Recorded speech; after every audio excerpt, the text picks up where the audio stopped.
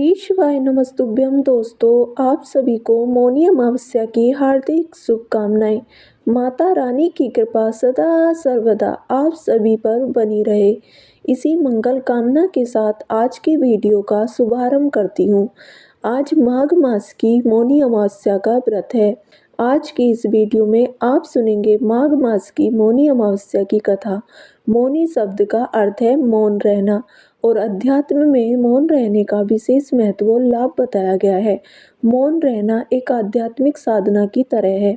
मौनी अमावस्या में भी मौन रहने की सलाह दी जाती है। इस दिन मौन व्रत धारण करने से आत्मा की शुद्धि होती है और मन शांत होता है। मौन रहकर व्यक्ति ध्यान और आध्यात्मिक की ओर अग्रसर हो सकता है।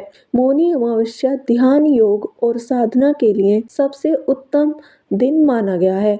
माना जाता है कि इस दिन ध्यान और भक्ति से भगवान विष्णु और भगवान शिव की कृपा प्राप्त होती है। इसके अलावा मौनी अमावस्या पितरों को प्रसन्न करने और उनकी आत्मा की शांति के लिए भी अर्पित है।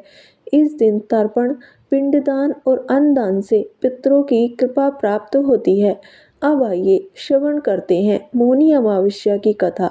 इस कथा को सुनते अथवा पढ़ते समय आप अपने हाथ में लाल पुष्प रखें और जब कथा समाप्त हो जाए तब पूरी श्रद्धा के साथ यह पुष्प भगवान के चरणों में अर्पित करें।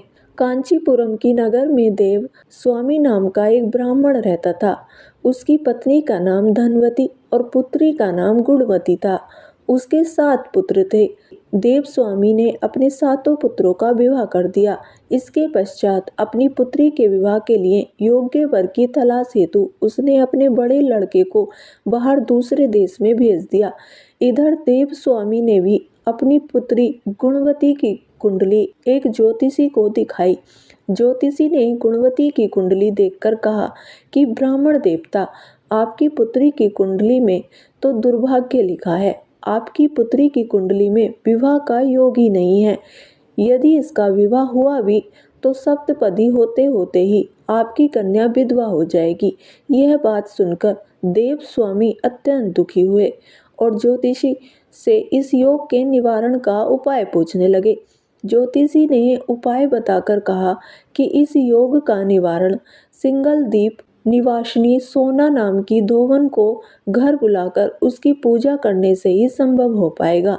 ज्योतिषी के मुंह से ऐसी बात सुनकर देव स्वामी ने अपने सबसे छोटे बेटे के साथ अपनी पुत्री को सोना धोबिन के घर लाने के उद्देश्य से सिंगल द्वीप जाने के लिए तैयार किया।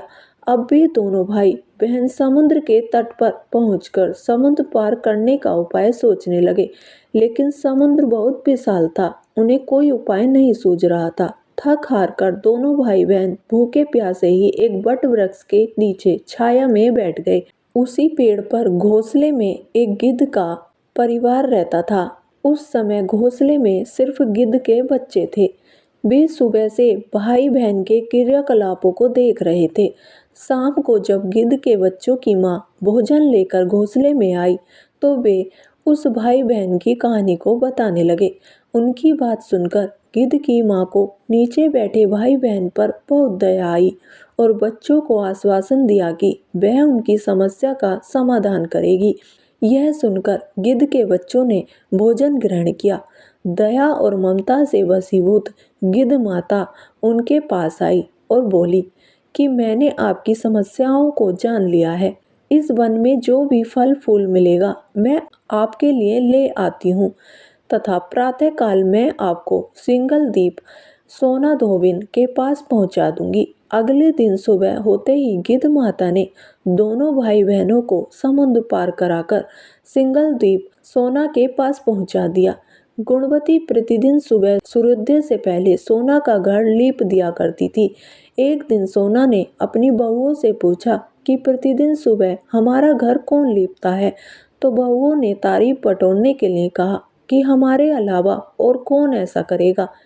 लेकिन सोना को उनकी बातों पर यकीन नहीं हुआ और वह यह जानने के लिए पूरी रात जागती रही। तभी उसने सुबह गुणवती को घर साफ करते हुए देख लिया और उससे उसकी परेशानी का कारण पूछा। तो गुणवती ने अपनी परेशानी बताई, जिसे सुनकर सोना चिंतित हो गई। और उसके घर जाकर पूजा पाठ करने के लिए तैयार हो गई। घर से निकलने से पहले उसने अपनी बहू से कहा कि यदि मेरी अनुपस्थिति में किसी की भी मृत्यु हो जाए तो उसके शरीर को नष्ट मत कर देना। क्षण भर बाद ही दोनों अतिथियों के साथ सोना धोवन कांचीपुरम पहुंच गई। दूसरे दिन गुणवती का विवाह संपन्न हुआ और सप्तपदी होते होते उसके पति की मृत्यु हो गई, जैसा कि गुणवती के भाग्य में लिखा था। तब सोना धोवन ने अपने संचित पुण्य का फल गुणवती को दान देकर उसके पति को जीवित कर दिया और उन्हें आशीर्वाद देकर वह सिंगल द्वीप के लिए रवाना हो गई। संचित पुण्य के क्षीण होने से सोना के घर उसके पुत्र, दामाद और पति की मृत्यु हो गई। यह जानकर नया पुण्य संचित होने के उद्देश्य से सोना धोवन रास्ते में एक जगह रुक गई। नदी के किनारे पर स्थित एक पीपल के वृक्ष की छाया में भगवान श्री हरि का और भगवान शिव का पूजन उसने किया और पीपल के वृक्ष की 108 परिक्रमाएं की। इतना करते ही सोना धोवन के पुत्र, दामाद और उसके पति पुनर्जीवित हो गए। उसका घर धन धान्य से भर गया। इस प्रकार निस्वार्थ भाव से सेवा करने का उत्तम फल सोना धोवन को प्राप्त हो गया। इस प्रकार किसी भी अमावस्या तिथि पर या मौनी अमावस्या के दिन किसी पवित्र नदी में स्नान करके विधिवत भगवान विष्णु जी की पूजा अर्चना करने और पीपल के पेड़ की परिक्रमा करने से मनोवांछित फल की प्राप्ति होती है तथा परिवार के सदस्यों पर भगवान विष्णु जी का आशीर्वाद सदैव बना रहता है।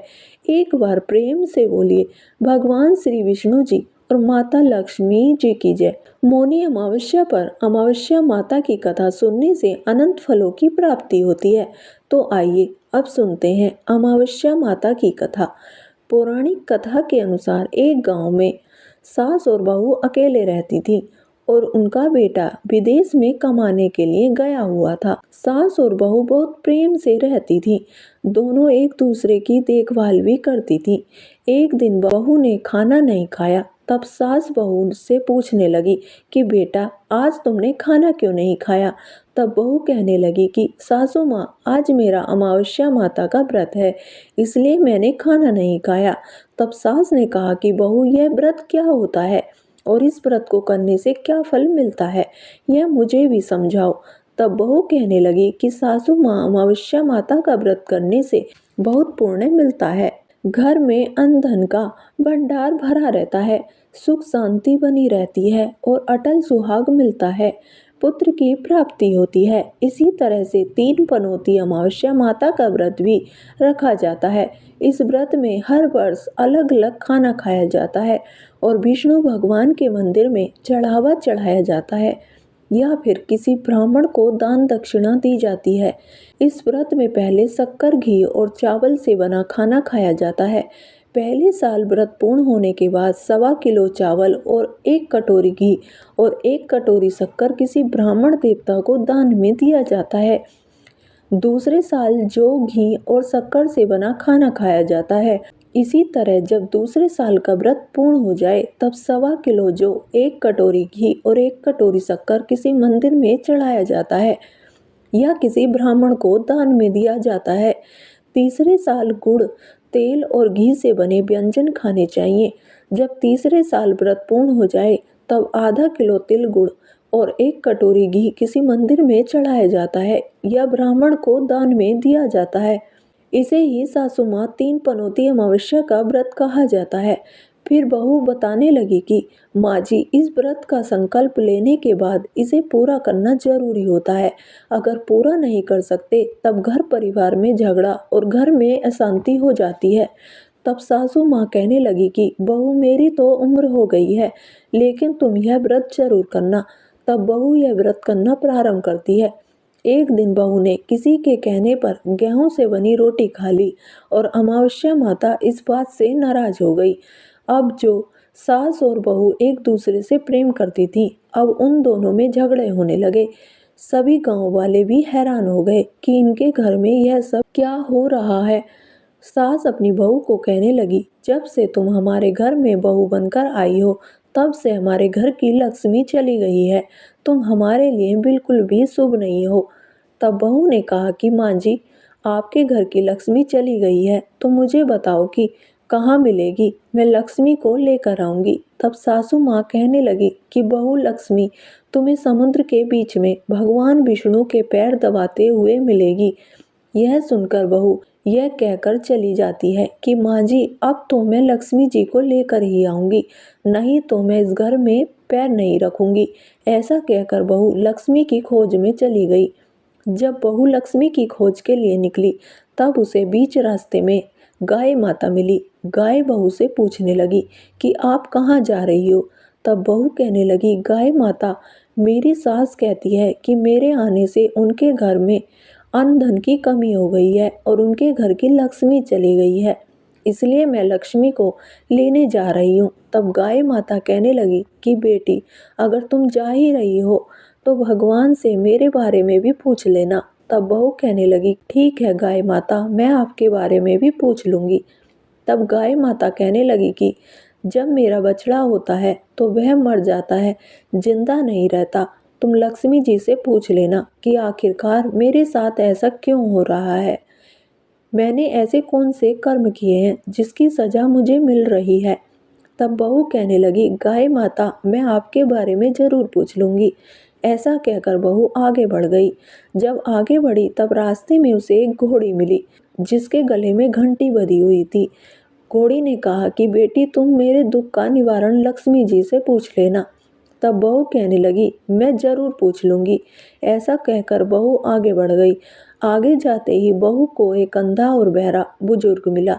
उसने भी बहू से उसकी समस्या के निवारण के लिए पूछने को कह दिया। तब बहू उसकी समस्या भी भगवान से पूछने को कहकर आगे बढ़ गई। आगे जाते ही बहू को एक बूढ़ी औरत मिली जो कि हाथ और पैर से अपाहिज थी। उसने भी बहू से कहा कि बेटी जब तुम भगवान से मिलो तो उनसे पूछना कि आखिरकार मैं अपाहिज क्यों हुई, मैंने ऐसे कौन से कर्म किए थे। तब बहू उसकी समस्या पूछने के लिए तैयार हो गई और फिर आगे बढ़ गई। आगे जाते जाते बहू बहुत थक गई और एक आम के पेड़ के नीचे बैठ गई। आम का पेड़ बड़ा खुश होकर बहू से पूछने लगा कि बेटी तुम कहाँ से आई हो और कहाँ जा रही हो। तब बहू कहने लगी कि वह लक्ष्मी जी को लेने जा रही है।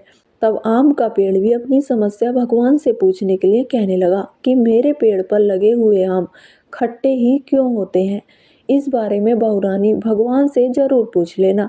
तब बहू पेड़ की समस्या लेकर आगे बढ़ गई। थोड़ी दूर जाने पर बहू को एक तलाई मिली।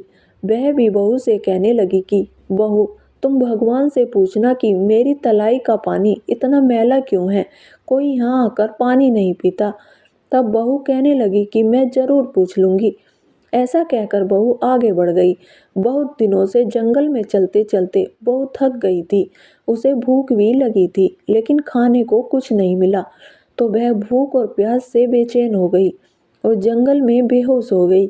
उसी समय भगवान श्री हरि और माता लक्ष्मी जी घूमते हुए उधर जा रहे थे। तब माता लक्ष्मी जी विष्णु भगवान से कहने लगी कि हे नाथ, यह तो आपकी बहुत बड़ी भक्त है, आप इसके दुख निवारण कीजिए। तब भगवान श्री हरि कहते हैं कि इस संसार में तो बहुत से जीव दुखी हैं, सभी अपने अपने कर्मों का फल भोग रहे हैं, मैं किस किस के दुख का निवारण करूं। तब माता लक्ष्मी जी भगवान श्री हरि से विनती करने लगी और कहने लगी कि वह भूखी और प्यासी है, अगर इसे जंगल में छोड़ दिया जाए तो जंगली जानवर उसे खा जाएंगे। माता लक्ष्मी जी की बात को सुनकर भगवान श्री हरि एक साधु का वेश धारण करके बहू के पास गए और उसे होश में लेकर आए। बहू के होश में आते ही साधु वेश में भगवान उससे पूछने लगे कि वह यहाँ क्यों आई है और कहाँ जा रही है। तब बहू ने सारी बात बता दी। उसकी बात को सुनकर भगवान श्री हरि और माता लक्ष्मी जी प्रकट हो गए। उनके साथ साथ अमावस्या माता भी प्रकट हो गईं। बहू यह सब देखकर उनके चरणों में गिरकर उन्हें प्रणाम करने लगी। तब अमावस्या माता बहू से कहने लगी कि बेटी तूने मेरे व्रत को खंडित किया है, इसी की सजा तुझे मिली है, लेकिन अब मैं तुझे क्षमा करती हूँ। अब तुम घर अपने को जाओ, तुम्हारा घर अन्न और धन से भर जाएगा, तुम्हारा घर सुंदर महल में बदल जाएगा और तुम्हारी सभी मनोकामनाएं भी पूर्ण हो जाएंगी। यह सब होने के बाद बहू ने रास्ते में जो भी मिला था उन सभी के दुखों का निवारण करने के लिए विनती की। तब भगवान श्री हरि कहने लगे कि गाय ने कभी अपना दूध किसी और को नहीं पिलाया, इसी कारण उसके बछड़े जिंदा नहीं रहते। तुम उसका दूध पी लेना, फिर उसके बाद उसके बछड़े जिंदा रहने लगेंगे। और घोड़ी पिछले जन्म में आटा पीसने वाली महिला थी। वो किसी को आटा पीस कर नहीं देती थी, इसलिए उसके गले में चक्की के पात बंधे हुए हैं। तुम उसके पात खोल देना, वो बिल्कुल ठीक हो जाएगी। और वह बुजुर्ग कभी भगवान के मंदिर नहीं गई, ना ही कभी उसने भगवान के भजन सुने। तुम उसे ले जाकर मंदिर में दर्शन करवा देना, इससे वह ठीक हो जाएगी। अपाहिज महिला, उसने कभी अपनी जवानी में दान पुण्य नहीं किया, उसकी यह सजा मिली है। तुम उससे कुछ भी दान करवा देना तो उसकी विकलांगता दूर हो जाएगी। और वह आम का पेड़, उसने तो कभी अपने पेड़ के आम किसी बच्चे को खाने नहीं दिए, इसी कारण उसके सभी आम खट्टे होते गए। अब तुम उस पेड़ का आम खा लेना और उसके बाद से उस पेड़ पर मीठे आम आने लगेंगे। और तलाई का पानी पिछले जन्म में देवरानी जेठानी थी, जो हमेशा आपस में झगड़ती रहती थी, इसलिए उसका पानी मैला है। तुम उसका पानी पी लेना तो वह तलाई शुद्ध हो जाएगी, फिर लोग वहां आकर पानी पीने लगेंगे। इस प्रकार बहू ने भगवान श्री हरि, माता लक्ष्मी जी और अमावस्या माता को प्रणाम किया, उन्हें धन्यवाद दिया और अपने घर के लिए तैयार हो गई। रास्ते में उसे जो भी मिला, उनकी सभी समस्याएं भगवान से कहे अनुसार वह दूर करती चली गई। सभी ने उसे भर भर कर आशीर्वाद दिए। घर पहुंचते ही उसका टूटा फूटा घर एक सुंदर महल में बदल गया। उसके घर में अब अन्न और धन के भंडार भर गए। अब बहू ने सासू माँ से कहा कि सासू माँ, आपने तो सच में कहा था कि मैं आपके लिए शुभ नहीं हूँ। मेरे जाने से ही आपके घर में लक्ष्मी आई है, आप यहाँ रहें, मैं मरने जा रही हूँ। तब सास ने कहा, बेटी, यह सब तुम्हारी अमावस्या माता के व्रत करने का फल ही है जो हमें मिला है। तुम यहीं पर रहो, अब तुम यहाँ से कहीं नहीं जाओगी। इस प्रकार सास और बहू खुशी खुशी रहने लगी। और फिर एक दिन सास का बेटा भी विदेश से वापस लौट आया। फिर क्या था, घर में जब उसने खूब धन दौलत और धन के भंडार देखे, तब उसकी माँ ने सारी बातें अपने बेटे को बता दी। इस प्रकार वे लोग खुशी खुशी रहने लगे और तीनों मिलकर अमावस्या माता के व्रत को रखने लगे। प्रेम से बोलिए, अमावस्या माता की जय। हे अमावस्या माता, आप सभी की रक्षा करना। इस कथा को कहने, सुनने और हुंकारा भरने वाले सभी भक्तों के घर में धन धान्य के भंडार बनना, सभी की रक्षा करना। प्रेम से बोलिए, अमावस्या माता की जय। तो यह थी मौनी अमावस्या की कथा। आज की कथा पसंद आई हो तो वीडियो को लाइक करके चैनल को जरूर सब्सक्राइब करिएगा। साथ ही साथ कमेंट में भगवान विष्णु जी, भगवान शिव जी और अमावस्या माता की जय भी जरूर लिखिए। मिलते हैं अगली कथा में, तब तक के लिए जय श्री कृष्ण, राधे राधे।